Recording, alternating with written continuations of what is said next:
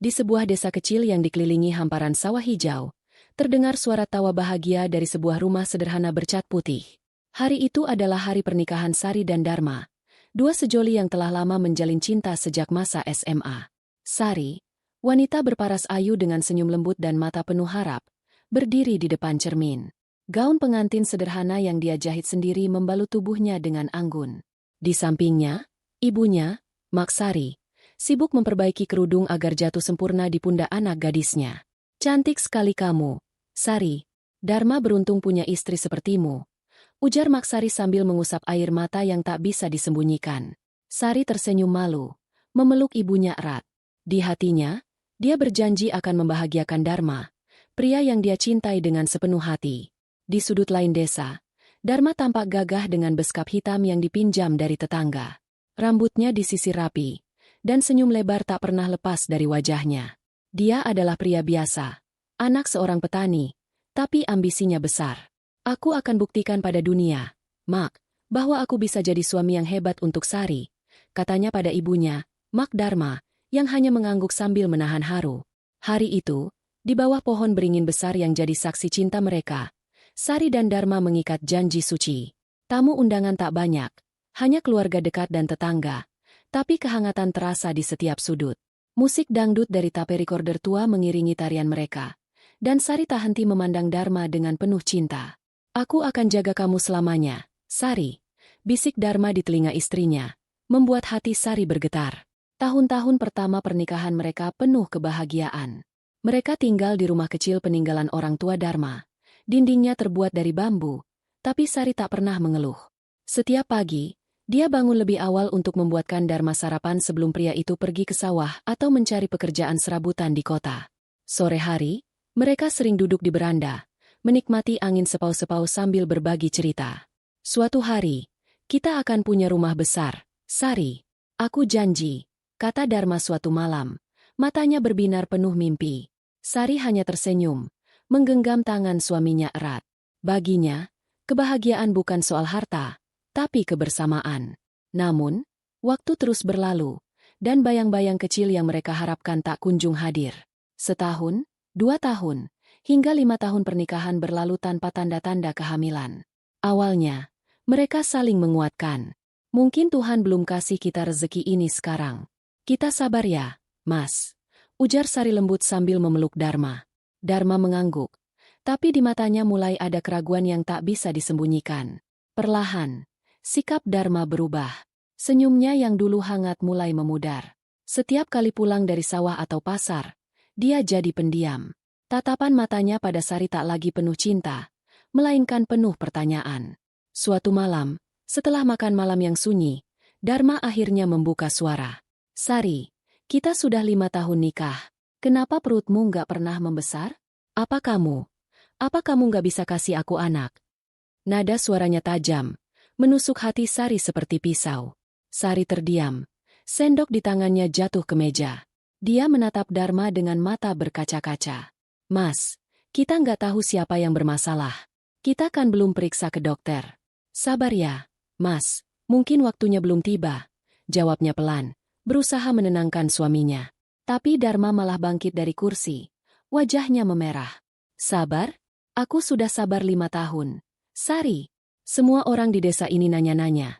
"Dharma, mana anakmu?" "Aku malu. Apa gunanya aku nikah kalau nggak punya keturunan?" Ucapan itu seperti petir di malam yang hening. Sari merasa dadanya sesak. Air matanya jatuh tanpa suara. Dia ingin membela diri, tapi kata-kata tak keluar dari mulutnya. Malam itu, untuk pertama kalinya, Dharma tidur membelakangi Sari, meninggalkan wanita itu menangis sendirian di sudut ranjang. Sejak saat itu, kehidupan mereka berubah drastis. Dharma jadi semakin dingin. Setiap ada tetangga yang datang membawa anak kecil, dia akan melirik Sari dengan tatapan penuh tuduhan. "Lihat tuh, Bu RT aja yang nikah belakangan udah punya 2 anak. Kamu apa kabar, Sari?" Sindirnya suatu hari, membuat Sari hanya bisa menunduk. Dia ingin menjerit, ingin bilang bahwa ini bukan salahnya, tapi dia takut makin memperkeruh suasana. Hari-hari berlalu, dan tekanan dari keluarga Dharma makin menjadi-jadi. Mak Dharma, yang dulu begitu sayang pada Sari, mulai ikut-ikutan berkomentar. "Sari, Kamu ke dokter nggak sih? Jangan-jangan kamu yang bermasalah. Kasihan Dharma. Dia anak satu-satunya. Siapa yang mau nerusin nama keluarga kami kalau gini? Ucapnya suatu sore saat berkunjung. Sari hanya tersenyum kecut, menahan luka di hatinya. Suatu malam, setelah bertengkar hebat, Sari memberanikan diri bicara. Mas, kita ke dokter bareng yuk? Kita periksa sama-sama. Biar jelas siapa yang bermasalah. Aku nggak mau Mas terus nyalahin aku tanpa bukti. Pintanya dengan suara bergetar. Tapi Dharma malah tertawa sinis. Periksa? Buat apa? Jelas-jelas kamu yang mandul. Sari, aku sehat, aku kuat, nggak mungkin aku yang salah. Bentaknya. Lalu berbalik pergi meninggalkan Sari yang terduduk lemas di lantai. Malam itu, Sari menangis hingga pagi. Dia merasa sendirian, ditinggalkan oleh pria yang dulu berjanji akan menjaganya selamanya. Cinta yang dulu begitu indah kini berubah jadi luka. Di sudut hatinya, dia masih berharap Dharma akan sadar, akan kembali jadi suami yang penuh kasih seperti dulu. Tapi di lubuk hatinya yang lain, dia mulai merasa bahwa pernikahan ini mungkin tak akan bertahan lama. Di luar rumah, angin malam berhembus dingin, seolah ikut meratapi nasib Sari. Bintang-bintang di langit tampak redup, menyisakan kegelapan yang menyelimuti hati wanita itu. Dan di kejauhan, Dharma duduk di bawah pohon beringin tempat mereka menikah, menatap kosong. Di pikirannya, dia mulai mempertanyakan segalanya, tapi bukan tentang dirinya sendiri, melainkan tentang Sari, wanita yang dia anggap sebagai penyebab semua malapetaka ini. Pagi itu, mentari bersinar terang di desa kecil tempat Sari dan Dharma tinggal, tapi di dalam rumah bambu mereka, suasana gelap bagai malam tanpa bintang. Sari berdiri di dapur, mengaduk sayuran di wajan dengan tangan gemetar. Matanya sembab, bekas tangis semalaman masih terlihat jelas. Di ruang tengah, Dharma duduk dengan wajah muram, memandangi meja kosong di depannya. Udara terasa berat, penuh dengan kata-kata yang tak terucap. Seminggu telah berlalu sejak pertengkaran hebat mereka tentang ke dokter. Sejak itu, Dharma semakin menjauh. Dia pulang larut malam, bau tua kadang tercium dari napasnya, dan tak lagi mau menatap Sari. Setiap kali Sari mencoba bicara, Dharma hanya mendengus atau membalas dengan sindiran pedas. Masak sih? Buat apa? Buat aku doang? Gak ada anak yang bakal bilang, enak, sama masakanmu, katanya suatu hari, membuat hati Sari kembali tercabik. Hari itu, suasana makin memanas. Saat Sari menyajikan sarapan, nasi goreng sederhana dengan telur mata sapi, Dharma tiba-tiba membanting piring ke lantai. Pecahan keramik bertebaran, nasi dan telur berserakan di lantai tanah. Sari tersentak, tangannya memegang dada yang tiba-tiba sesak. Mas, kenapa sih? Aku salah apa lagi? Tanyanya dengan suara parau. Air mata sudah menggenang di pelupuk matanya. Salah? Kamu tanya salah? 5 tahun. Sari, 5 tahun aku nunggu anak dari kamu. Tapi apa? Kosong. Perutmu kosong. Aku capek. Aku malu jadi bahan omongan orang. Teriak Dharma. Wajahnya memerah penuh amarah. Dia berdiri, menunjuk-nunjuk wajah Sari dengan jari telunjuknya. Keluarga besar aku pada tanya. Dharma, mana cucunya Mak? Aku jawab apa? Aku bilang istriku mandul. Kata, mandul, itu lagi. Seperti pisau yang terus ditancapkan ke hati Sari. Dia berusaha tetap tenang, menarik napas dalam-dalam. Mas, aku bilang berulang-ulang, kita ke dokter bareng. Kita cari tahu bareng. Ini bukan salahku sendiri, Mas. Bisa jadi. Sari tak melanjutkan kalimatnya. Takut Dharma semakin meledak. Bisa jadi apa? Bisa jadi aku yang salah? Jangan ngaco. Sari, aku sehat. Aku kuat. Lihat aku. Aku kerja keras tiap hari. Nggak pernah sakit. Jelas kamu yang bermasalah. Dharma memotong dengan nada tinggi. Tangannya menghantam meja hingga bunyi keras menggema. Sari mundur selangkah. Tubuhnya gemetar. Dia ingin membela diri, tapi lidahnya keluh, dan air matanya mulai jatuh. Saat itu, pintu rumah terbuka. Mak Dharma masuk dengan wajah masam, membawa keranjang berisi sayuran dari kebun. Dia mendengar teriakan anaknya dari luar dan langsung ikut campur. Dharma, apa ini? Lagi ribut apa kalian? Sari, kamu kok nggak bisa bikin anakku tenang? Dasar istri nggak berguna. Bentak Mak Dharma. Matanya melotot ke arah menantunya. Sari tersentak. Tak menyangka ibu mertuanya yang dulu lembut kini berbalik menyerangnya. Mak, Aku cuma minta kita periksa ke dokter. Aku nggak mau disalahin terus tanpa bukti, jawab Sari pelan. Suaranya hampir tenggelam oleh isak tangis yang dia tahan. Dokter? Buat apa dokter? Jelas kamu yang mandul. Sari, aku dulu nikah sama Bapak Dharma. Setahun langsung punya anak. Kamu, 5 tahun nggak ada apa-apa. Dasar perempuan nggak tahu diri.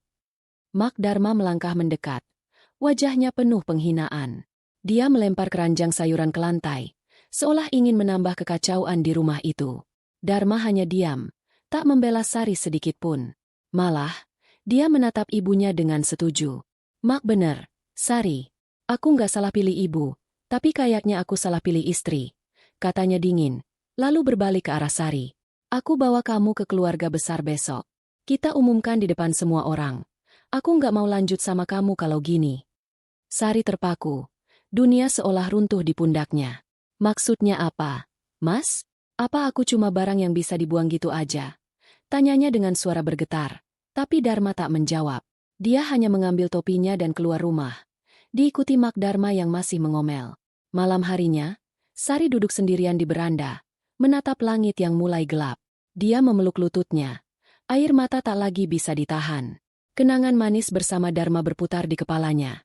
Janji suci di bawah pohon beringin, malam-malam penuh tawa, dan mimpi tentang keluarga kecil mereka.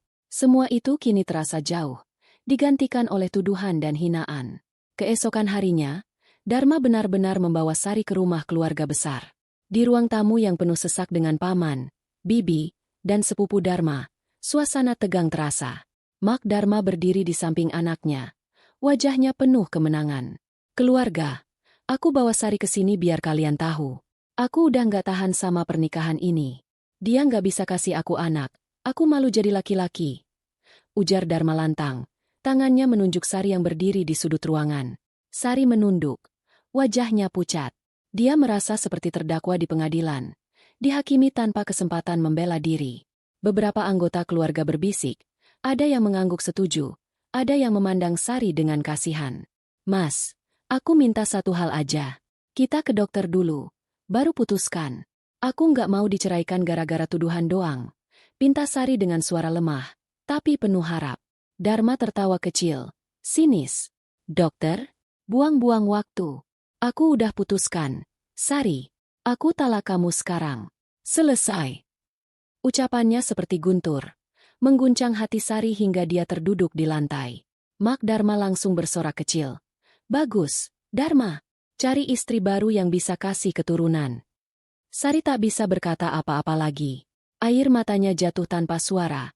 Tubuhnya lemas. Di depan keluarga besar, dia diceraikan begitu saja, tanpa bukti, tanpa keadilan. Saat semua orang mulai bubar, Sari masih duduk di lantai, menatap kosong. Dharma berjalan pergi tanpa menoleh, meninggalkan Sari dengan luka yang tak akan sembuh dalam semalam. Di luar, hujan mulai turun, membasahi bumi yang seolah ikut menangis untuk Sari. Dia bangkit perlahan, mengambil tas kecilnya, dan melangkah keluar rumah itu. Aku nggak salah, Mas. Suatu hari kamu bakal tahu, gumamnya pelan. Lalu berjalan menyusuri jalan setapak menuju rumah ibunya. Di hatinya, dia bersumpah akan bangkit, meski dunia seolah telah menutup pintu untuknya. Hujan masih turun rintik-rintik saat Sari tiba di rumah Mak Sari, ibunya, di ujung desa.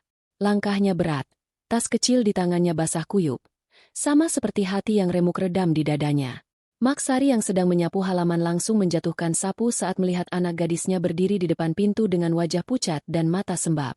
Sari, ya Tuhan, ada apa? Kenapa kamu pulang sendirian? Mana Dharma? Tanyanya panik, buru-buru memeluk anaknya. Sari tak bisa menjawab segera. Dia hanya memeluk ibunya erat. Air matanya bercampur dengan tetesan hujan yang menempel di wajahnya. Ma, Dharma, dia ceraikan aku. Akhirnya kata-kata itu keluar, tersendat di antara isak tangis.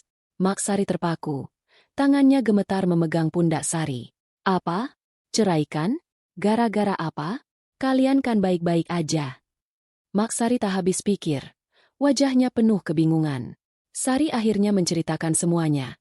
Tuduhan mandul, penolakan Dharma untuk ke dokter, dan penghinaan di depan keluarga besar. Mak Sari mendengarkan dengan mata berkaca-kaca. Sesekali mengusap wajah anaknya. Ya Tuhan, anakku, Kamu nggak salah apa-apa. Dharma itu yang nggak tahu diri. Sabar ya, nak, Ma ada di sini. Ujarnya lembut. Meski di hatinya dia ingin marah dan mencari Dharma untuk meminta penjelasan. Malam itu, di kamar kecil yang dulu jadi tempat Sari tumbuh besar, dia duduk di ranjang kayu tua, menatap foto pernikahannya dengan Dharma yang masih tersimpan di tasnya. Senyum mereka di foto itu terasa seperti kenangan dari dunia lain. Aku janji bakal bangkit. Mas, aku nggak mau jadi korban selamanya. Gumamnya pelan, lalu merobek foto itu menjadi dua. Air matanya jatuh lagi. Tapi kali ini ada tekad yang mulai menyala di matanya. Hari-hari berikutnya, Sari mulai mencoba menyusun kembali hidupnya. Dia tahu desa kecil itu penuh dengan tatapan dan bisik-bisik tetangga. Kasihan Sari, diceraikan Dharma gara-gara nggak bisa kasih anak, kata seorang ibu di pasar. Padahal cantik, sayurannya sekarang murah banget. Mungkin karena sedih, sahut yang lain. Sari mendengar semua itu, tapi dia memilih diam dan tersenyum kecil. Dia tak mau membalas, tak mau terpuruk lebih dalam. Dengan tabungan kecil yang dia punya, Sari memulai bisnis sederhana, berjualan sayuran dan kue tradisional di pasar pagi. Setiap hari, dia bangun sebelum matahari terbit, membantu Mak Sari menggoreng pisang atau membuat klepon, lalu berjalan kaki ke pasar dengan keranjang besar di pundaknya. Tubuhnya lelah, tapi dia terus tersenyum pada pelanggan. Buahnya segar, Bu, murah lagi, katanya ramah pada seorang ibu yang jadi langganannya. Perlahan, dagangannya mulai dikenal, dan Sari merasa ada sedikit harapan di hidupnya. Sementara itu, di sisi lain desa, Dharma tampak berseri-seri. Setelah menceraikan Sari, dia merasa bebas dari beban. Di matanya, Sari adalah penyebab semua malunya, dan kini dia yakin bisa membuktikan pada dunia bahwa dia pria sejati yang pantas punya keturunan. Mak, aku mau cari istri baru. Aku masih muda, masih kuat. Aku nggak mau hidup tanpa anak, katanya pada Mak Dharma suatu sore, sambil menyeruput kopi hitam di beranda. Mak Dharma mengangguk setuju, matanya berbinar. Bagus, Dharma, cari yang muda, yang subur. Biar cepet kasih cucu buat Mak. Sari itu emang nggak pantas buat kamu, jawabnya antusias. Dharma tersenyum lebar. Pikirannya sudah melayang membayangkan pernikahan baru yang megah, lengkap dengan anak-anak yang berlarian di rumahnya. Dharma mulai aktif berkeliaran di pasar dan acara desa, mencari calon istri. Dia mendekati beberapa gadis muda, memamerkan cerita tentang sawah kecilnya dan rencana besarnya membuka usaha. Aku cuma apes nikah sama yang salah dulu. Sekarang aku mau yang bener, yang bisa kasih aku anak, katanya pada seorang teman dekatnya, Pak Joko, yang hanya mengangguk sambil menahan tawa. Di desa, gosip tentang Dharma mulai menyebar, tapi dia tak peduli, dia yakin keputusannya benar. Di tengah perjuangan Sari dan ambisi Dharma, ada rahasia kecil yang terpendam. 2 tahun lalu, saat Dharma ingin membuka usaha kecil jualan ayam potong, dia pernah meminjam uang 2 miliar dari Sari. Uang itu adalah warisan dari ayah Sari yang meninggal, yang dia simpan untuk masa depan mereka. Aku janji bakal balikin, Sari. Ini buat usaha kita, kata Dharma waktu itu, dan Sari dengan ikhlas memberikannya. Tapi usaha itu gagal, uangnya habis, dan Dharma tak pernah membahasnya lagi. Sari juga tak pernah menagih. Dia terlalu mencintai suaminya saat itu untuk meminta kembali. Kini, saat Sari membungkus klepon di dapur, ingatan itu muncul lagi. Dia menghela napas panjang, mengusap keringat di dahinya. Aku nggak bakal tagih sekarang, Mak. Biarin dia seneng dulu. Tapi suatu hari, dia bakal tahu aku nggak selemah yang dia pikir, katanya pada Mak Sari, yang hanya mengangguk sambil mengelus pundak anaknya. Hari berganti minggu, dan Sari mulai menemukan ritme baru dalam hidupnya. Dagangannya laris, beberapa tetangga mulai menghormatinya karena keteguhannya. Sari hebat ya, ditinggal suami malah tambah kuat, kata Bu RT suatu hari, membuat Sari tersenyum kecil. Di hatinya, dia berjanji tak akan membenci Dharma, tapi dia juga tak akan membiarkan dirinya hancur. Sementara itu, Dharma duduk di warung kopi, mengobrol dengan teman-temannya. Bentaran lagi aku nikah lagi. Lihat aja, aku bakal punya anak banyak, buktinya aku nggak salah. Katanya penuh percaya diri, disambut tawa dan tepukan dari teman-temannya. Di matanya, Sari hanyalah masa lalu yang tak lagi berarti. Dia tak tahu, di kejauhan, Sari sedang membangun fondasi untuk kebangkitan yang akan mengguncang hidupnya suatu hari nanti. Malam itu, angin sepau-sepau menerpa desa. Sari duduk di beranda rumah Mak Sari, menatap bintang-bintang. Aku bakal jadi lebih baik, Mak.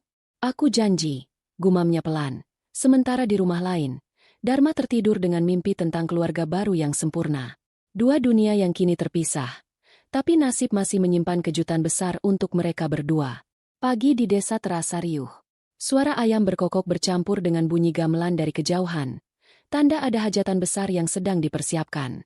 Di rumah Dharma, suasana sibuk terasa. Mak Dharma berlarian mondar-mandir, mengatur tetangga yang membantu memasak dan mendirikan tenda. Cepet, taruh meja di sini. Bunga-bunganya mana? Pernikahan anakku harus sempurna. Teriaknya dengan penuh semangat, wajahnya berseri-seri. Dharma berdiri di depan cermin kecil di kamarnya, mengenakan beskap baru berwarna emas yang dia beli dengan pinjam uang dari Pak Joko. Rambutnya disisir rapi. Kumisnya dicukur tipis agar tampak gagah. Lihat nih, Mak, aku ganteng banget. Calon istriku pasti bangga, katanya sambil tersenyum puas, memandang bayangannya sendiri. Di matanya, hari ini adalah pembuktian bahwa dia pria sejati, bukan pecundang yang gagal punya anak seperti saat bersama Sari. Calon istri baru Dharma adalah Citra, gadis muda berusia 23 tahun dari desa sebelah. Citra dikenal cantik, berkulit putih dengan rambut panjang terurai, dan selalu tersenyum manis. Dharma bertemu dengannya di pasar 2 bulan lalu, saat Citra membantu ibunya berjualan kain.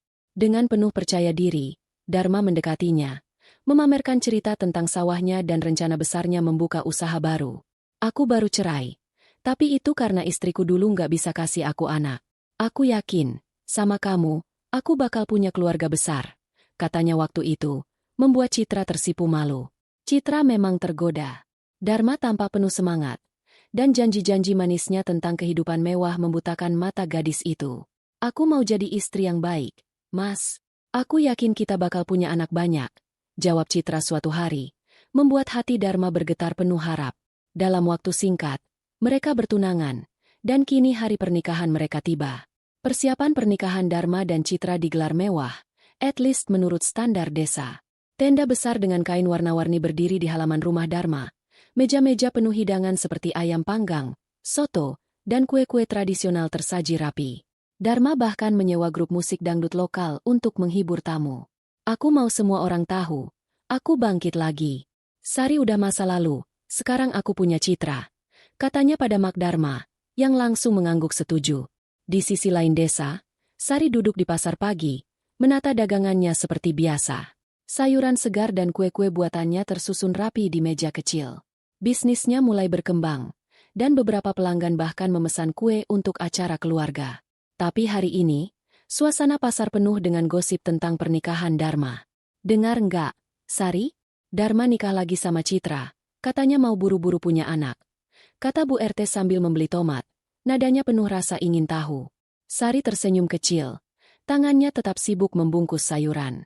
Oh ya, Bu, semoga mereka bahagia, jawabnya singkat, suaranya datar. Di dalam hati, ada rasa perih yang menyelinap, tapi Sari cepat mengusirnya. Aku nggak boleh mikirin dia lagi. Hidupku sekarang milikku sendiri, gumamnya dalam hati, lalu melanjutkan melayani pelanggan dengan wajah tenang. Mak Sari, yang ikut membantu di pasar, memandang anaknya dengan khawatir. Sari, kamu beneran nggak apa-apa? Dharma nikah lagi, loh. Nggak sakit hati? Tanyanya pelan saat pasar mulai sepi. Sari menghela napas, lalu menatap ibunya dengan mata penuh tekad. Mak, dia bukan bagian dari hidupku lagi. Aku cuma mau fokus sama usaha ini. Biar dia seneng sama pilihannya, jawabnya tegas, meski ada sedikit getar di suaranya. Hari itu, Sari memilih pulang lebih awal dari pasar. Dia ingin menghindari keramaian yang pasti akan terjadi karena pernikahan Dharma. Di rumah, dia duduk di beranda bersama Mak Sari, mengupas singkong untuk dijual besok. Angin sepel-sepel membawa suara gamelan dari kejauhan, mengingatkannya pada hari pernikahannya dulu. Mak, aku nggak dendam sama Dharma. Tapi aku harap dia sadar suatu hari, aku nggak seburuk yang dia pikir, katanya pelan, tangannya terus bekerja. Sementara itu, di rumah Dharma, suasana semakin meriah. Citra tiba dengan gaun pengantin sederhana tapi elegan. Wajahnya dipoles tipis dengan bedak dan lipstik merah. Tamu undangan berdecak kagum, beberapa berbisik. Cantik banget Citra, jauh beda sama Sari. Dharma berdiri di sampingnya. Dadanya membusung penuh bangga. Lihat, Mak, ini baru istri idaman. Aku yakin tahun depan aku udah gendong anak. Katanya pada Mak Dharma, yang langsung tersenyum lebar. Akad nikah berlangsung lancar. Dharma mengucapkan ijab kabul dengan suara lantang. Disaksikan keluarga dan tetangga. Citra tersenyum malu. Tangannya digenggam erat oleh Dharma. Setelah itu, pesta dimulai. Musik dangdut menggema, tamu-tamu menari, dan Dharma tak henti memamerkan kebahagiaannya. Ini baru hidup, Pak Joko. Aku nggak salah pilih kali ini, katanya sambil tertawa, menepuk pundak temennya. Namun, di balik kemeriahan itu, ada sesuatu yang Dharma tak sadari. Citra, meski tersenyum, sesekali melirik ke arah tamu dengan tatapan penuh pertanyaan. Dia mendengar gosip tentang Sari dari ibunya sebelum menikah, tentang tuduhan mandul dan perceraian yang penuh drama. Mas Dharma beneran baik, kan, Bu? Aku nggak mau salah pilih. Tanyanya pada ibunya beberapa hari lalu. Ibunya hanya menjawab, dia janji bakal kasih kamu hidup enak. Percaya aja. Malam semakin larut, dan pesta masih berlangsung. Dharma dan Citra duduk di pelaminan, menerima ucapan selamat dari tamu. Di kejauhan, Sari berdiri di beranda rumah Mak Sari, menatap langit malam. Suara musik dari pesta Dharma samar-samar terdengar, tapi dia tak peduli. Aku nggak butuh pesta mewah buat bahagia. Mak, aku cuma butuh diriku sendiri, katanya pada ibunya. Lalu masuk rumah dengan langkah mantap. Di dalam hati Dharma, dia yakin telah menang. Dia punya istri baru, hidup baru, dan mimpi baru. Tapi dia tak tahu, nasib sedang menyiapkan panggung besar untuknya. Dan untuk Sari, yang diam-diam sedang menulis cerita kebangkitannya sendiri. Malam itu, dua dunia berjalan beriringan, tapi dengan arah yang sangat berbeda. Hari resepsi pernikahan Dharma dan Citra tiba, dan desa kecil itu seolah bergoyang oleh kemeriahan. Tenda besar di halaman rumah Dharma penuh sesak dengan tamu undangan, dari tetangga dekat hingga keluarga jauh yang datang dari desa tetangga. Meja-meja dipenuhi hidangan lezat, nasi kuning, rendang, ayam goreng, dan tumpukan kue warna-warni. Musik dangdut menggema keras. Penyanyi lokal dengan suara seraknya mengajak tamu menari di tengah lapangan. Cahaya lampu minyak dan lampion sederhana menerangi malam, menciptakan suasana meriah yang tak biasa. Dharma duduk di kursi pelaminan, mengenakan beskap emas yang sedikit kusut karena dia sudah berkeringat menyalami tamu. Di sampingnya, Citra tampak anggun dengan kebaya merah muda dan sanggul rapi, tersenyum manis pada setiap orang yang datang mengucapkan selamat. Mas, aku seneng banget jadi istrimu. Semoga kita cepat punya anak ya. Bisik Citra di sela-sela keramaian, membuat Dharma tersenyum lebar. Pasti, Citra. Aku yakin sama kamu. Jawabnya penuh percaya diri, dadanya membusung. Mak Dharma tak kalah sibuk. Dia berjalan mondar-mandir, memastikan semua tamu kebagian makanan dan tak ada yang kekurangan. Lihat nih, tetangga, anakku nikah lagi. Lebih baik dari yang dulu. Ini baru pernikahan beneran, katanya lantang pada Bu RT, yang hanya mengangguk sambil tersenyum kecut. Di matanya, Dharma adalah raja malam ini, dan Citra adalah ratu yang akan membawa kejayaan baru untuk keluarganya. Sementara itu, di ujung desa, Sari berdiri di depan cermin kecil di kamarnya. Dia mengenakan kebaya sederhana berwarna hijau tua, peninggalan ibunya, yang dia jahit ulang agar pas di tubuhnya. Rambutnya disanggul simpel, tapi ada kilau elegan di wajahnya yang tak bisa disembunyikan. Mak Sari memandang anaknya dengan takjub. Sari, kamu mau kemana pakai baju gini? Cantik banget, tanyanya. Alisnya berkerut penuh rasa ingin tahu. Sari tersenyum tipis, matanya penuh tekad. Mak, aku mau ke resepsi Dharma. Bukan buat rusuh, tapi ada yang harus aku selesaikan. Jawabnya tegas. Mak Sari terkejut. Tangannya memegang lengan Sari erat. Sari, buat apa? Biarin aja dia sama hidup barunya. Kamu udah cukup menderita. Pintanya, suaranya penuh khawatir. Tapi Sari menggeleng pelan. Mak, aku nggak dendam. Tapi aku juga nggak mau terus jadi penutup salahnya. Aku pinjemin dia 2 miliar dulu. Mak, uang warisan bapak. Dia janji balikin. Tapi sampai sekarang nggak ada apa-apa. Aku cuma mau nagih, di depan semua orang, biar dia tahu aku nggak lemah. Katanya, suaranya mantap. Mak Sari terdiam, lalu mengangguk perlahan. Hati-hati, nak. Mak dukung kamu, ujarnya akhirnya, meski hatinya masih gelisah. Malam semakin larut, dan resepsi mencapai puncaknya. Dharma dan Citra baru saja selesai menari di tengah lapangan, disambut sorak-sorai tamu. Ini baru hidup, Citra. Aku janji bakal kasih kamu segalanya, kata Dharma sambil memeluk pinggang istrinya, penuh semangat. Citra tertawa kecil, wajahnya memerah karena malu dan bahagia. Tiba-tiba, suasana riuh itu terhenti. Musik dangdut berhenti mendadak saat seorang wanita melangkah masuk ke dalam tenda. Semua mata tertuju padanya. Sari berdiri di tengah kerumunan. Kebaya hijaunya berkilau lembut di bawah cahaya lampion. Wajahnya tenang, tapi ada aura kuat yang membuat orang-orang terdiam. Dharma, yang sedang minum air dari gelas plastik, langsung tersedak. Sari, gumamnya. Matanya membelalak. Citra mengerutkan kening, menoleh ke arah suaminya. Mas, siapa itu? Kenapa dia datang? Tanyanya pelan, tapi Dharma tak sempat menjawab. Sari melangkah maju, langkahnya mantap, hingga berdiri tepat di depan pelaminan. Tamu-tamu mulai berbisik, beberapa mengenali wajahnya.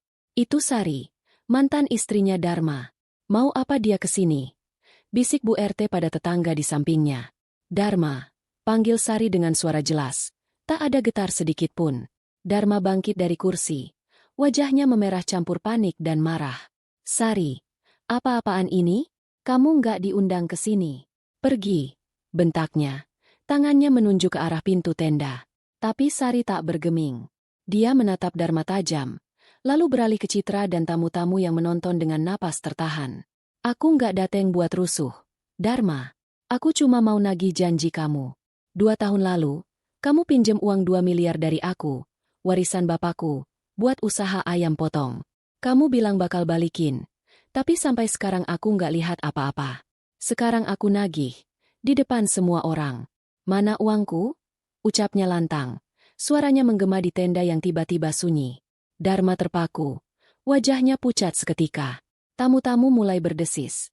Mata mereka penuh kejutan dan rasa ingin tahu. 2 miliar? Dharma pinjam segitu banyak dari Sari. Bisik seseorang. Lah, katanya dia hebat. Kok pinjam duit mantan istri? Sahut yang lain. Mak Dharma, yang berdiri di dekat meja makanan, menjatuhkan sendok besar yang dia pegang. Wajahnya memerah karena malu. Citra menoleh ke Dharma. Matanya penuh tanya. Mas, beneran? Kamu punya utang sama dia? Kenapa aku nggak tahu? Tanyanya dengan suara bergetar. Tangannya mencengkeram lengan Dharma. Dharma tergagap. Keringat dingin mengucur di dahinya. Citra, itu bohong. Dia ngarang. Aku nggak pernah pinjem apa-apa dari dia. Bantahnya keras, tapi suaranya gemetar, tak meyakinkan. Sari tersenyum kecil, penuh kepuasan. Ngarang? Aku punya buktinya.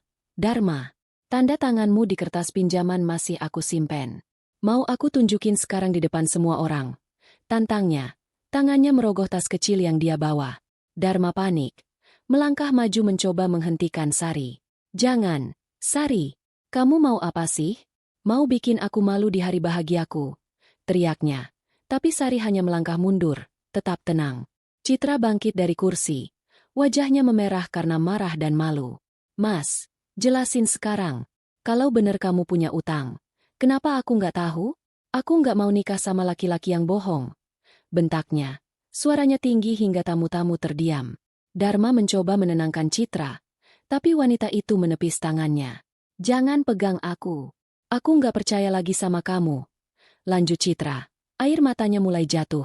Sari melangkah mundur, menatap Dharma dengan dingin. Aku nggak butuh uangmu sekarang, Dharma. Tapi aku mau kamu ingat. Aku nggak sehina yang kamu pikir. Selamat menikmati hari bahagiamu, katanya, lalu berbalik pergi dengan anggun, meninggalkan tenda yang kini penuh kekacauan. Tamu-tamu heboh. Mak Dharma pingsan di sudut, dan Dharma berdiri membeku. Wajahnya hancur oleh malu. Di luar tenda, Sari berjalan pulang dengan langkah ringan. Hujan mulai turun lagi, tapi dia tak peduli. Di hatinya, ada rasa lega yang tak ternilai.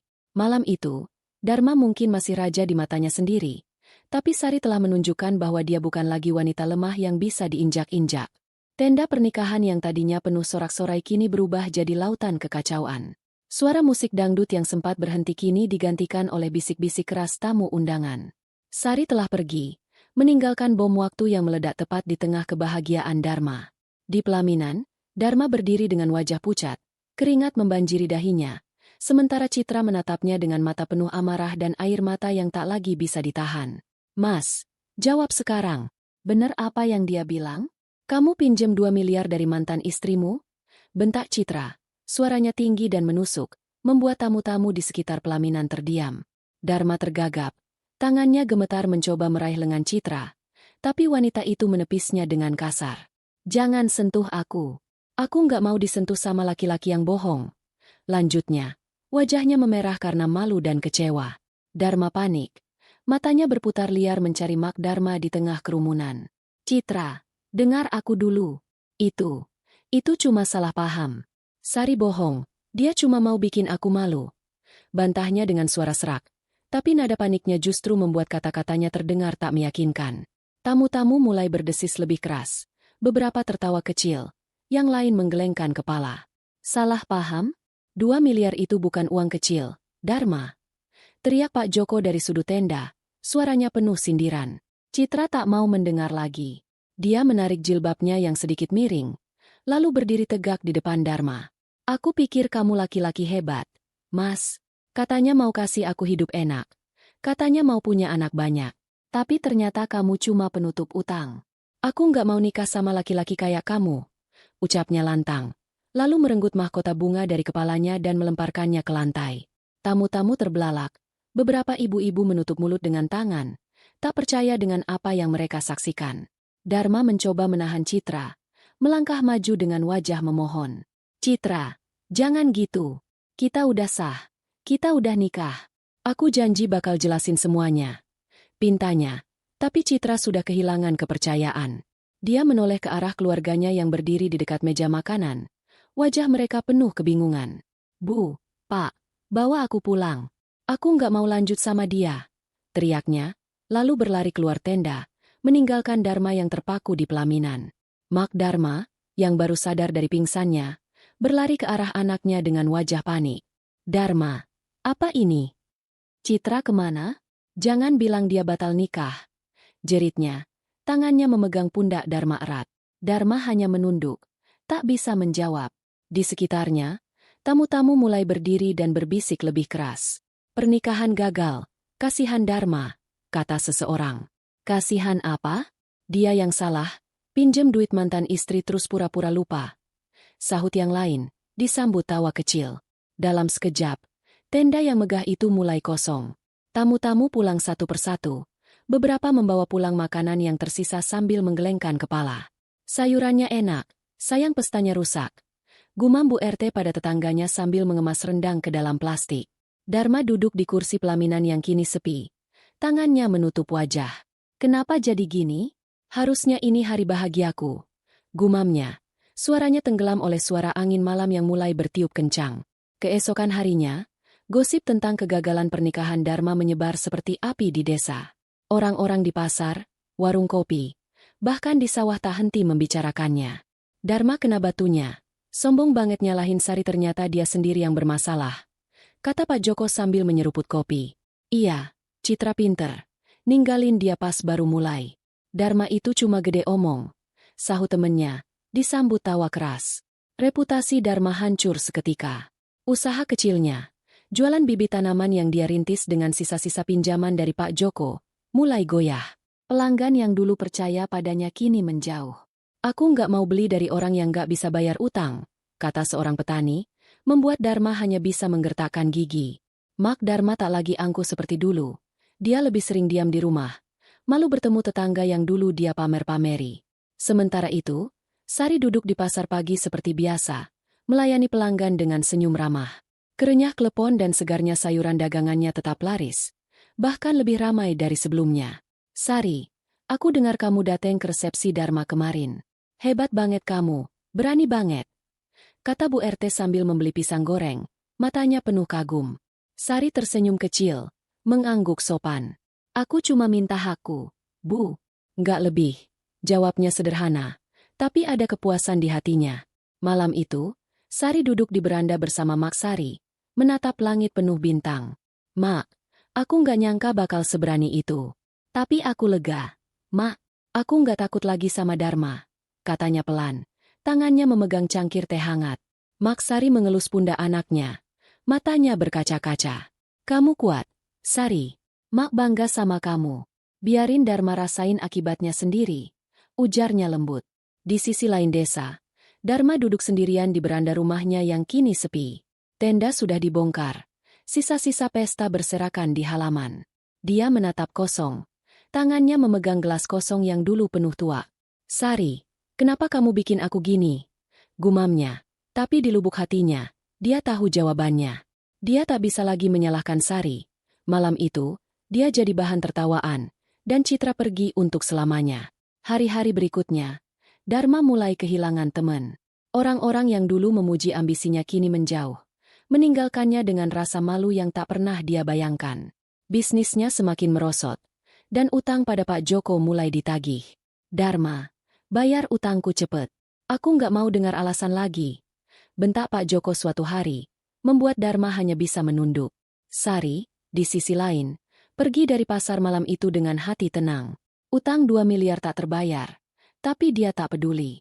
Baginya, malam itu bukan tentang uang, itu tentang harga diri yang dia rebut kembali. Di kejauhan, angin malam berhembus, seolah membawa pesan bahwa karma telah mulai bekerja, dan Dharma baru merasakan awalnya. Pagi di desa terasa cerah. Mentari menyelinap di antara daun-daun kelapa, menerangi pasar kecil tempat Sari berdagang. Meja dagangannya kini tak lagi sederhana. Sayuran segar, kue-kue tradisional seperti klepon dan pisang goreng, bahkan beberapa stoples berisi keripik singkong buatannya tersusun rapi. Pelanggan datang silih berganti. Beberapa membawa pesanan khusus yang Sari terima dengan senyum ramah. "Sari, kuemu enak banget. Aku mau pesen buat arisan minggu depannya," kata Bu RT sambil menyerahkan uang. Matanya penuh kagum. Sari mengangguk. Tangannya cekatan membungkus pesanan. "Tentu, Bu. Terima kasih udah percaya sama aku," jawabnya lembut. Tapi ada kebanggaan di matanya. Sejak kejadian di resepsi Dharma, nama Sari jadi perbincangan di desa. Tapi kali ini bukan sebagai wanita yang ditinggalkan, melainkan sebagai perempuan tangguh yang berani melawan ketidakadilan. Gosip tentang keberaniannya menyebar, dan itu justru membawa berkah. Dagangannya makin laris, dan orang-orang mulai menghormatinya. Hari-hari berlalu, dan Sari tak menyia-nyiakan momentum.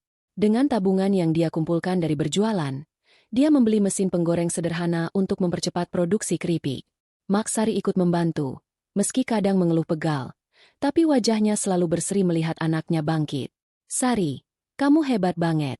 Mak nggak nyangka usahamu jadi segini besar," katanya suatu sore sambil mengupas singkong. Suaranya penuh haru. Sari tersenyum, mengusap keringat di dahinya. "Ini belum apa-apa. Mak, aku mau bikin usaha ini lebih besar lagi. Aku mau buktikan, aku bisa hidup bahagia tanpa Dharma," jawabnya tegas. Di hatinya, dia tak lagi memikirkan mantan suaminya. Luka masa lalu masih ada, tapi kini jadi bahan bakar untuk mendorongnya maju. Beberapa bulan kemudian, usaha Sari berkembang pesat.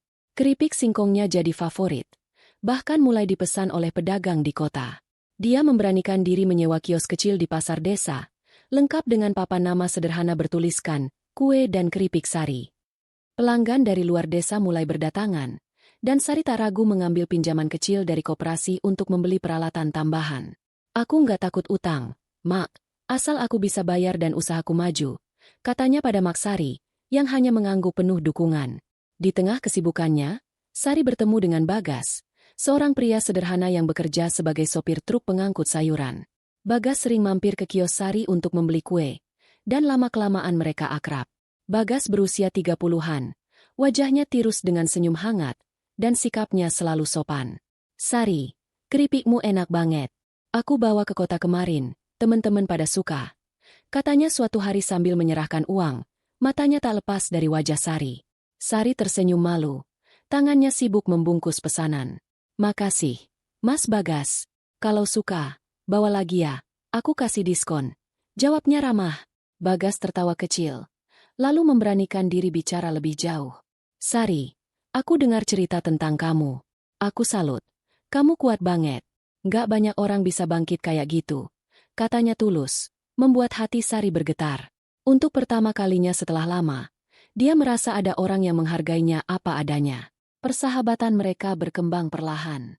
Bagas sering membantu Sari mengangkut barang dari pasar ke kios, bahkan sesekali membawa pesanan ke kota tanpa meminta bayaran. Aku seneng bantu kamu, Sari. Kamu orang baik, katanya suatu malam saat mereka duduk di beranda rumah Mak Sari, menikmati teh hangat. Sari tersenyum, ada rasa hangat yang tumbuh di hatinya. Makasih, Mas Bagas. Aku juga seneng punya teman kayak kamu, jawabnya pelan. Meski di dalam hati, dia mulai merasa ada yang lebih dari sekadar persahabatan. Sementara Sari menikmati kebangkitannya, di sisi lain desa, Dharma tenggelam dalam kemunduran. Setelah Citra membatalkan pernikahan, hidupnya berantakan. Reputasinya hancur, teman-temannya menjauh, dan usaha bibit tanamannya bangkrut total. Pak Joko datang menagih utang dengan wajah garang. Dharma, bayar utangku sekarang. Aku kasih waktu seminggu, kalau enggak, aku ambil sawahmu. Ancamnya, membuat Dharma hanya bisa menunduk, tak berdaya. Mak Dharma tak lagi bisa membela anaknya. Dia duduk di sudut rumah, wajahnya pucat dan tua sebelum waktunya. Dharma, kenapa hidup kita jadi gini? Dulu kita baik-baik aja sebelum kamu cerai sama Sari. Keluhnya suatu malam, suaranya penuh penyesalan. Dharma mendengus, tangannya mengepal. Mak, jangan sebut nama dia. Dia yang bikin aku malu di depan semua orang. Bentaknya. Tapi di matanya ada keraguan yang tak bisa disembunyikan. Hari-hari Dharma dipenuhi kesepian. Teman-teman yang dulu memuji ambisinya kini menghindarinya seperti penyakit. Dharma itu sombong, kira-kira dia hebat, padahal cuma penutup utang, kata seseorang di warung kopi, disambut tawa keras. Dharma mendengar itu dari kejauhan. Tangannya gemetar memegang gelas kosong. Dia mulai minum tuak lebih sering, mencoba melarikan diri dari kenyataan yang pahit. Suatu hari, saat Sari sedang mengantar pesanan ke kota bersama Bagas, dia tak sengaja melihat Dharma duduk di pinggir jalan, wajahnya kusut dan pakaiannya kotor.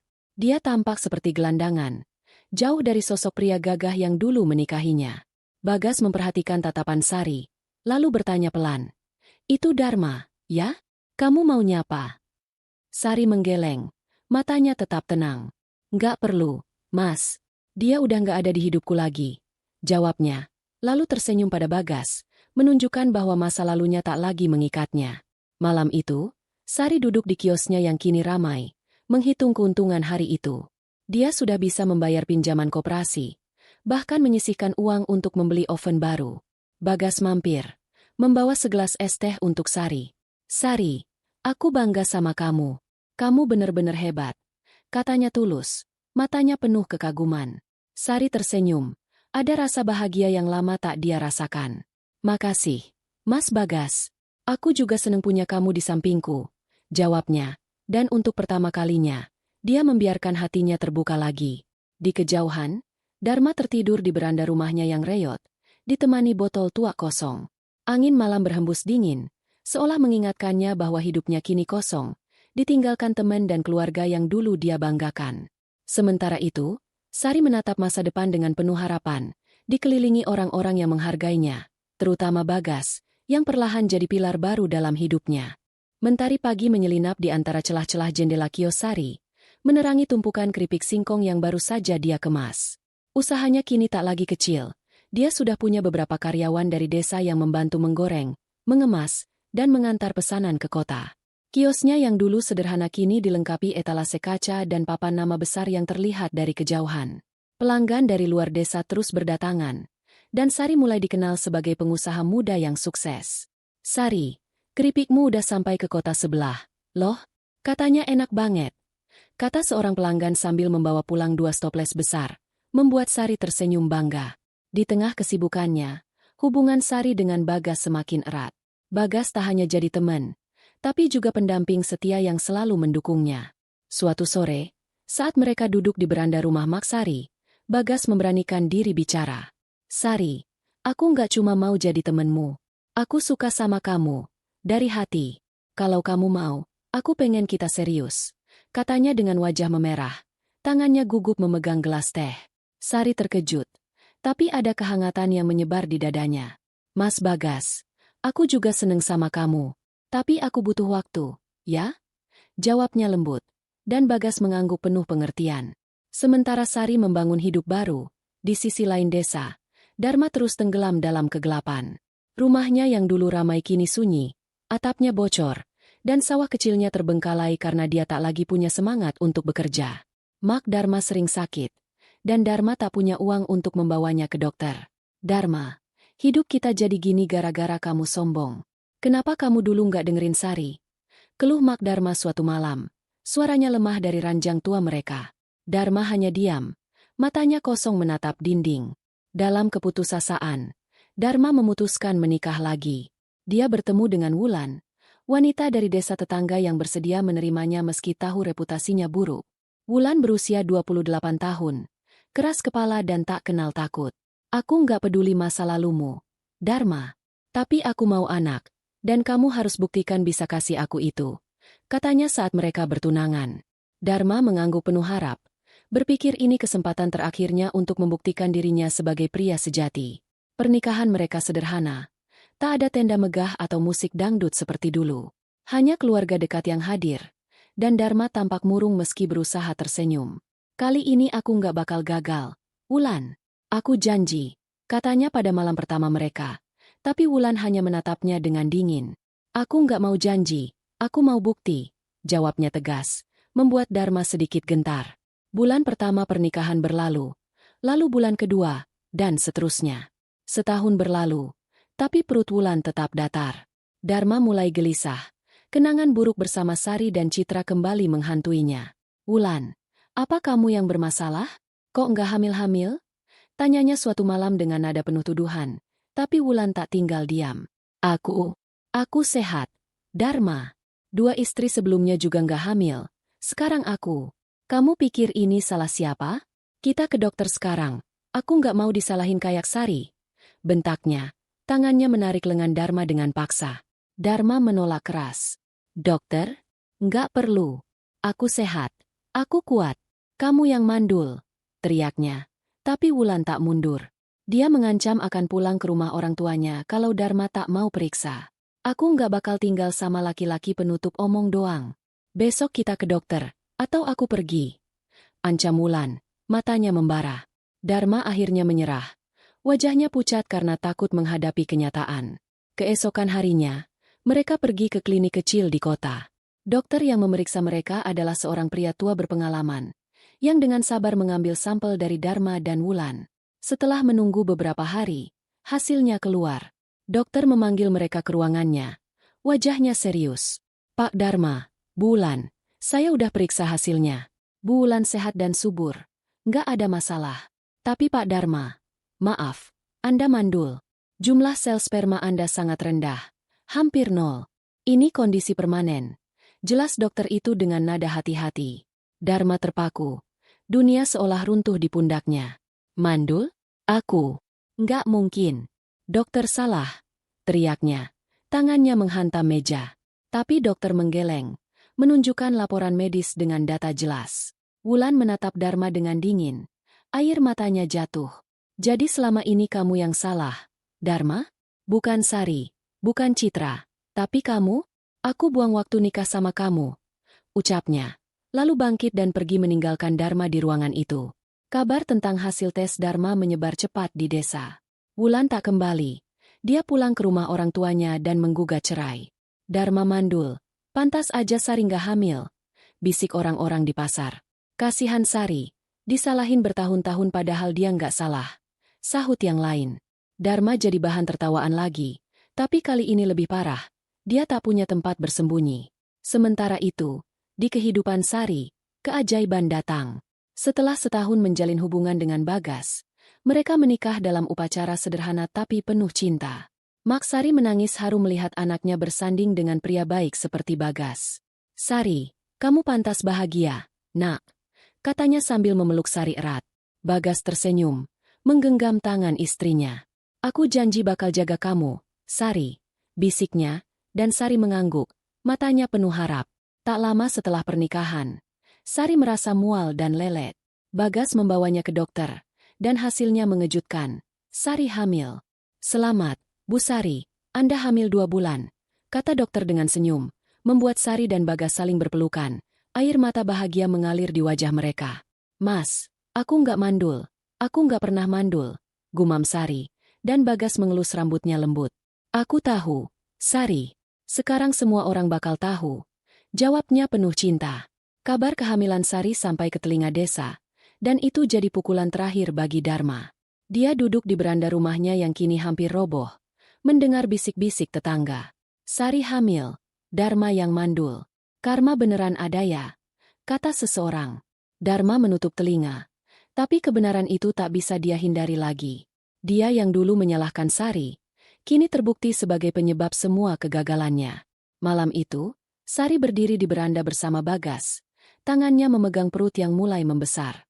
"Mas, aku bersyukur banget. Hidupku sekarang penuh cinta," katanya. Matanya menatap bintang-bintang. Bagas tersenyum, memeluknya erat.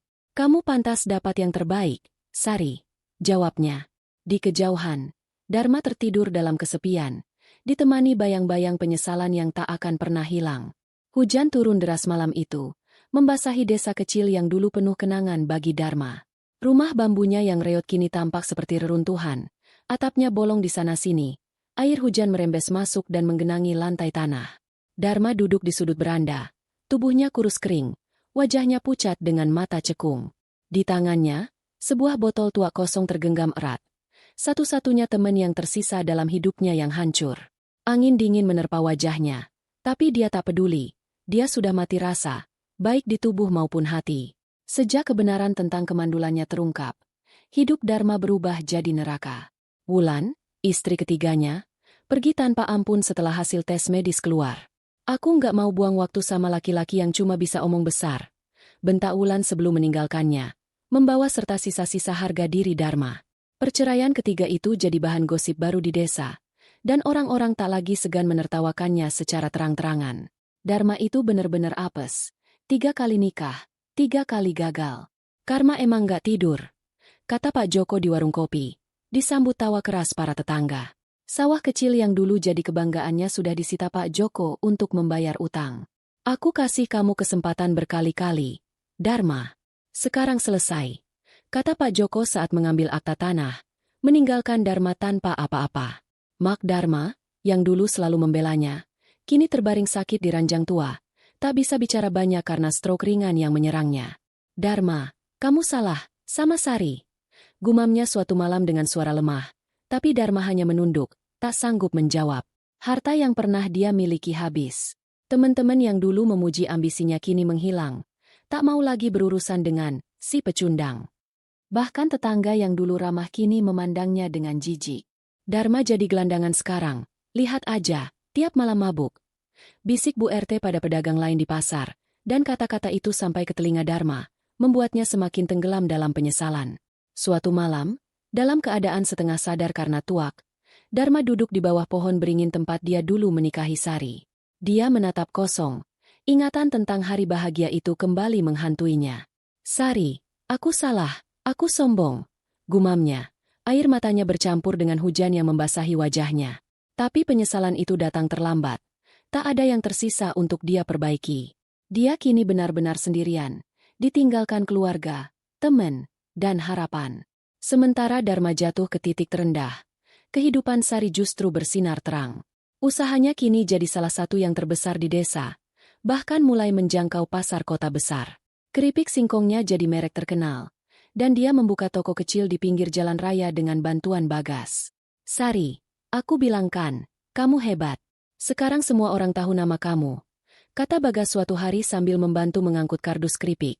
Senyumnya penuh kebanggaan. Sari tersenyum. Tangannya memegang perutnya yang kini membesar. Kehamilannya sudah memasuki bulan ke-7. Dan dokter bilang bayinya sehat. "Makasih, Mas Bagas. Aku nggak nyangka hidupku bisa begini. Dulu aku cuma takut sama masa depan. Sekarang aku nggak sabar nunggu anak kita lahir," jawabnya. Matanya berkaca-kaca karena bahagia. Bagas memeluknya erat, dan di momen itu, Sari merasa dunia akhirnya adil padanya. Mak Sari, yang kini tinggal bersama mereka di rumah baru yang sederhana tapi nyaman, tak henti bersyukur. "Sari, kamu bikin Mak bangga. Anak kita bakal lahir di keluarga yang penuh cinta," katanya sambil mengelus perut Sari, wajahnya penuh senyum. Rumah mereka kini ramai dengan tawa dan harapan, jauh dari kesedihan yang dulu menyelimuti hidup Sari. Suatu hari, saat Sari dan Bagas pergi ke pasar kota untuk mengantar pesanan, Mereka tak sengaja bertemu Dharma di pinggir jalan. Dia duduk di trotoar. Pakaiannya compang-camping. Wajahnya kotor dengan janggut tak terurus. Dia memandang Sari dari kejauhan. Matanya penuh penyesalan. Sari berhenti sejenak. Tatapannya bertemu dengan Dharma. Tapi tak ada dendam di sana. Hanya rasa iba yang sekilas. "Mas, itu Dharma, ya?" tanya Bagas pelan. Tangannya memegang pundak Sari. Sari mengangguk. Lalu menghela napas. "Iya, Mas. Tapi aku nggak mau mikirin dia lagi. Dia udah dapat apa yang dia cari," jawabnya tenang. Lalu melanjutkan langkahnya bersama Bagas. Dharma hanya bisa menunduk. Tangannya menutup wajah. Menyadari bahwa wanita yang dulu dia hina kini jauh di atasnya. Hari-hari Dharma semakin gelap. Dia mulai hidup menggelandang. Tidur di warung-warung kosong atau di bawah pohon. Orang-orang tak lagi memanggilnya Dharma yang ambisius. Tapi, Dharma si gelandangan. Penyesalan membakar hatinya setiap malam. Tapi tak ada jalan kembali. "Aku salah. Aku buang Sari. Aku hancurkan hidupku sendiri," gumamnya dalam tidur mabuknya. Tapi kata-kata itu hanya didengar angin. Sementara itu, Sari melahirkan seorang bayi laki-laki yang sehat. Diberi nama Arga.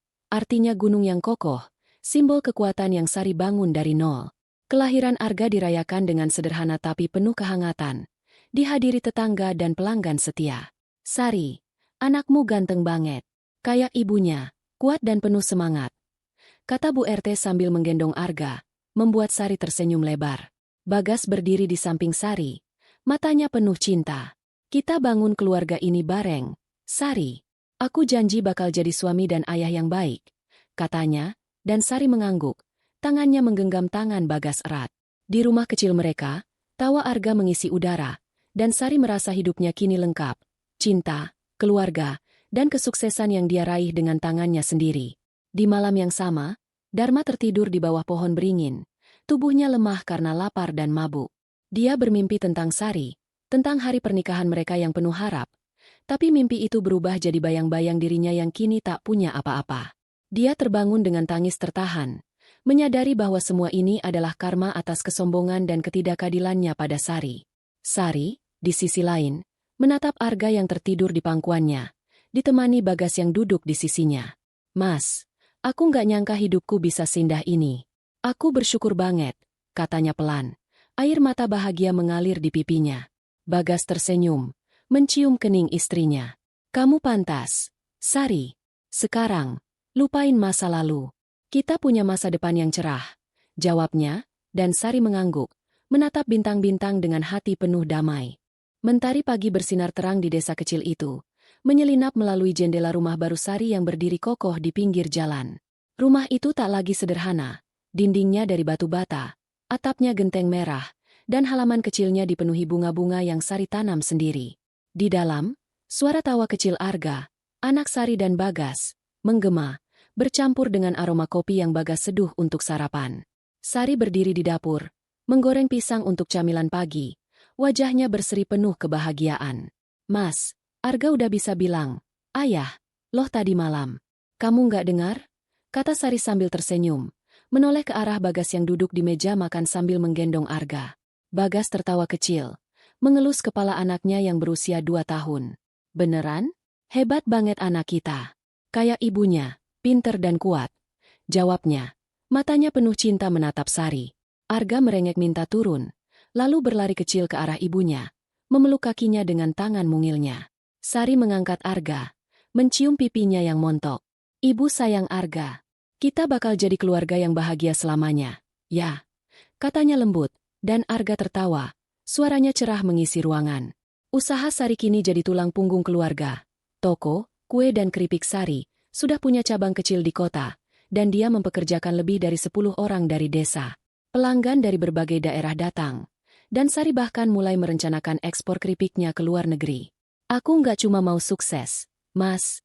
Aku mau bantu orang-orang di desa ini juga," katanya pada Bagas suatu malam, menunjukkan ambisi yang lahir dari hati yang tulus. Mak Sari tinggal bersama mereka. Tubuhnya masih sehat meski usianya tak lagi muda. Dia sering duduk di beranda, menjaga Arga sambil bercerita tentang masa kecil Sari. "Sari, kamu bikin Mak bangga. Dulu Mak takut kamu nggak bisa bangkit, tapi sekarang lihat, kamu lebih hebat dari yang Mak bayangin," katanya suatu sore, Matanya berkaca-kaca. Sari memeluk ibunya erat. "Makasih, Mak." "Tanpa Mak, aku nggak bakal jadi begini," jawabnya. Dan mereka tertawa bersama, ditemani angin sepau-sepau yang membawa kedamaian. Sementara kehidupan Sari dipenuhi cinta dan kesuksesan, di sisi lain desa, Dharma hidup dalam bayang-bayang yang tak pernah usai. Rumah bambunya sudah roboh total, diterjang angin kencang beberapa bulan lalu. Mak Dharma meninggal dunia dalam kesepian. Tak ada yang merawatnya di hari-hari terakhir karena Dharma terlalu sibuk mencari tuak untuk melarikan diri dari kenyataan. Kini, Dharma benar-benar jadi gelandangan. Tidur di bawah pohon atau di emperan warung yang dulu jadi tempat dia bersosialisasi. Pakaiannya compang-camping, rambutnya panjang tak terurus, dan baunya menyengat karena jarang mandi. Orang-orang di desa tak lagi memanggilnya dengan nama, dia hanya si mabuk atau si pecundang. Dharma dulu sombong banget, nyalahin Sari ternyata dia sendiri yang mandul, kata seorang pedagang di pasar, disambut anggukan dari yang lain. Dharma mendengar itu dari kejauhan. Tapi dia tak punya tenaga untuk marah. Dia tahu mereka benar. Suatu sore, saat matahari mulai tenggelam, Dharma berjalan terseok-seok di pinggir jalan. Tubuhnya lemah karena lapar. Tangannya memegang botol tuak yang hampir kosong. Dari kejauhan, dia melihat keramaian di depan toko Sari. Ada acara kecil. Sari merayakan ulang tahun Arga yang kedua, mengundang tetangga dan anak-anak desa untuk makan bersama. Tawa dan musik terdengar samar, dan Dharma berhenti. Matanya tertuju pada pemandangan itu. Sari berdiri di tengah kerumunan, mengenakan kebaya sederhana tapi elegan, menggendong Arga yang memakai topi ulang tahun. Bagas di sampingnya, tersenyum lebar sambil membagikan kue pada anak-anak. Mereka tampak sempurna, keluarga bahagia yang dikelilingi cinta dan kekayaan yang Sari bangun dari nol. Dharma menatap mereka dari balik pohon. Air matanya jatuh tanpa suara. "Sari, kamu menang," gumamnya. Suaranya tenggelam oleh angin sore. Dia teringat hari-hari saat menikahi Sari, saat dia berjanji akan menjaganya selamanya. Tapi kesombongannya, tuduhannya, dan keputusannya menceraikan Sari telah menghancurkan segalanya. "Aku yang salah, aku buang dia, aku hancurkan hidupku sendiri," katanya pada dirinya sendiri, tangannya menutup wajah yang penuh penyesalan. Tapi tak ada yang bisa dia lakukan. Sari sudah jauh di depan. Sementara dia terpuruk di dasar yang dia ciptakan sendiri. Malam itu, setelah acara selesai, Sari duduk di beranda bersama Bagas dan Arga. Arga tertidur di pangkuannya. Wajahnya damai dengan senyum kecil. "Mas, aku nggak nyangka hidupku bisa seindah ini. Dulu aku pikir aku nggak akan pernah bahagia lagi," katanya pelan. Matanya menatap langit penuh bintang. Bagas menggenggam tangannya erat. "Kamu pantas, Sari. Kamu kuat. Dan sekarang kamu punya kami. Masa lalu udah selesai," jawabnya. Suaranya penuh cinta. Sari mengangguk, lalu menoleh ke arah desa yang gelap. Dia tak tahu Dharma ada di sana tadi, menatapnya dari kejauhan. Tapi dia merasa damai. Masa lalunya sudah terkubur, dan dia tak lagi memikirkan pria yang dulu menghancurkan hatinya. "Aku bersyukur, Mas. Aku punya keluarga, usaha, dan kehidupan yang aku impikan. Aku nggak butuh apa-apa lagi," katanya, dan Bagas tersenyum, mencium keningnya lembut. Di bawah pohon beringin yang dulu jadi saksi pernikahan mereka, Dharma duduk sendirian, tubuhnya gemetar karena dingin dan lapar.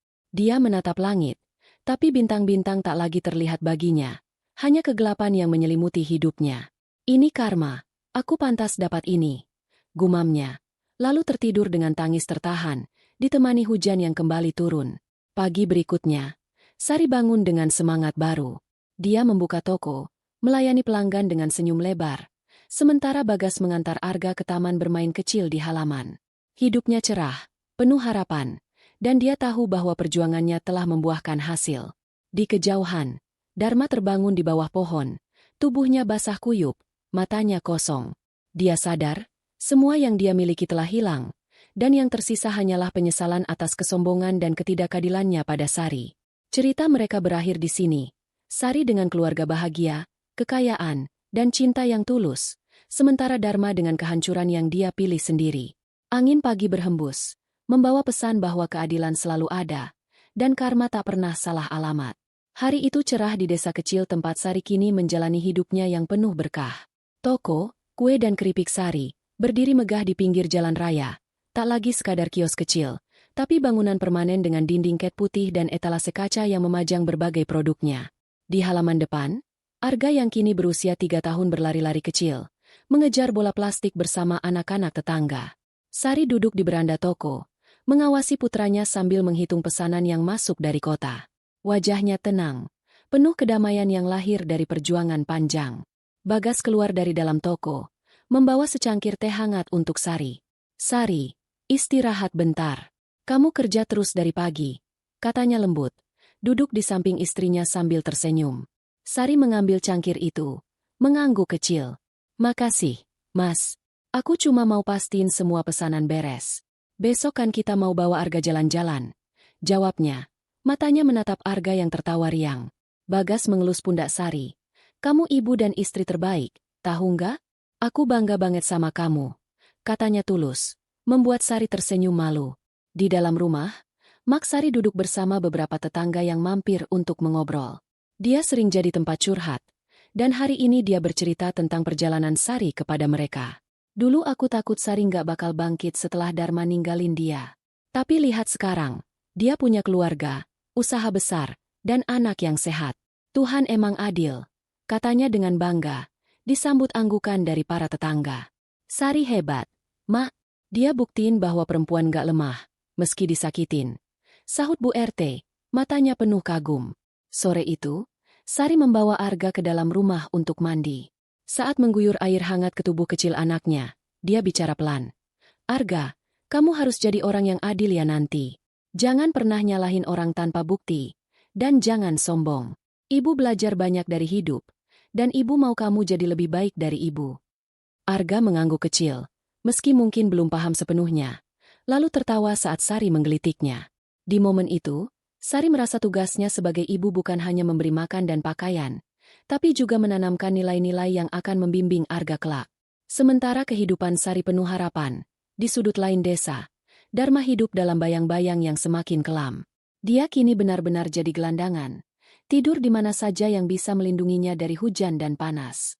Pakaiannya hanya sehelai kain lusuh yang dia temukan di pinggir jalan, dan tubuhnya kurus kering karena jarang makan. Orang-orang di desa tak lagi peduli. Dia hanyalah sosok yang dilupai, bayangan dari pria sombong yang dulu pernah ada. Tapi hari itu, sesuatu berubah di hati Dharma. Dalam keadaan setengah sadar karena lapar, dia berjalan terseok-seok menuju toko Sari. Dia tak tahu apa yang mendorongnya, mungkin penyesalan yang tak pernah selesai, atau keinginan terakhir untuk menebus dosa. Dari kejauhan, dia melihat Sari berdiri di halaman, menggendong Arga sambil tertawa bersama Bagas. Pemandangan itu seperti pisau yang menusuk hatinya, tapi juga membukakan matanya pada kebenaran yang selama ini dia tolak. Dengan sisa tenaga, Dharma melangkah mendekat. Tubuhnya gemetar, langkahnya pincang, tapi dia terus maju. Sari yang sedang bermain dengan Arga tiba-tiba menoleh. Matanya membelalak saat melihat sosok compang-camping itu. Mas, Dharma? Gumamnya pelan, hampir tak percaya. Bagas berdiri di sampingnya. Wajahnya tegang tapi tetap tenang. Sari, dia mau apa? Tanyanya, siap melindungi keluarganya. Dharma berhenti beberapa langkah di depan mereka. Tubuhnya hampir roboh. Dia menunduk. Tangannya mengepal lemah. Sari, aku minta maaf. Katanya dengan suara serak, hampir tak terdengar. Air matanya jatuh ke tanah, bercampur debu yang menempel di wajahnya. Aku salah, aku hancurkan hidupmu. Aku sombong. Aku tahu sekarang, aku yang mandul, aku yang salah. Maafin aku, Sari. Lanjutnya, tubuhnya gemetar hebat. Sari terdiam, dadanya sesak oleh campuran emosi. Dia menatap Dharma, pria yang dulu dia cintai, yang menghinanya, yang meninggalkannya dalam luka. Tapi di depannya kini bukan Dharma yang sombong, melainkan sosok hancur yang tak lagi punya apa-apa. Arga memandang dengan bingung, tangannya mencengkeram baju ibunya. Sementara Bagas tetap diam, menyerahkan keputusan pada Sari. Setelah hening yang panjang, Sari menghela napas dalam-dalam. Dharma, aku udah maafin kamu sejak lama. Bukan karena kamu minta, tapi karena aku nggak mau hidup dengan dendam. Apa yang kamu lakuin ke aku udah jadi pelajaran, dan aku bersyukur karena itu bikin aku jadi kayak sekarang. Katanya tenang, suaranya penuh kekuatan. Tapi aku nggak bisa biarin kamu masuk lagi ke hidupku. Pergi, Dharma. Cari damai buat dirimu sendiri. Lanjutnya, lalu berbalik, membawa Arga masuk ke dalam rumah. Dharma tersungkur ke tanah. Tangisnya pecah. "Sari, makasih, makasih." Gumamnya berulang-ulang, meski Sari tak lagi mendengar. Bagas melangkah mendekat, menatap Dharma dengan dingin. "Pergi dari sini. Jangan ganggu keluarga kami lagi," katanya tegas. Lalu kembali ke samping Sari, meninggalkan Dharma yang terduduk sendirian. Malam itu, Sari duduk di beranda bersama Bagas. Arga tertidur di pangkuannya. "Mas, aku nggak nyangka dia bakal dateng minta maaf. Aku lega udah bilang apa yang aku rasain," katanya pelan. Matanya menatap langit. Bagas mengangguk. Tangannya memeluk pundak Sari. "Kamu hebat, Sari. Kamu kasih dia pengampunan. Tapi kamu juga jaga batas. Aku bangga sama kamu," jawabnya, dan Sari tersenyum, merasa beban terakhir di hatinya terlepas. Dharma, di sisi lain, berjalan pergi dari desa malam itu. Dia tak tahu kemana tujuannya, tapi kata-kata Sari memberinya sedikit damai di tengah kehancuran. Dia menghilang di kegelapan, sosok yang kini jadi pelajaran bagi semua orang, bahwa kesombongan dan ketidakadilan tak pernah berakhir baik. Cerita ditutup dengan Sari berdiri di halaman rumahnya keesokan harinya, menggendong Arga sambil menatap matahari terbit. Kebenaran selalu terungkap. "Arga dan Karma nggak pernah salah alamat," katanya pelan pada anaknya, lalu tersenyum pada Bagas yang bergabung di sisinya. Mereka menatap masa depan bersama, dikelilingi cinta dan harapan, sementara angin pagi berhembus, membawa pesan moral yang abadi. Keadilan selalu ada, dan hidup memberi apa yang kita tanam.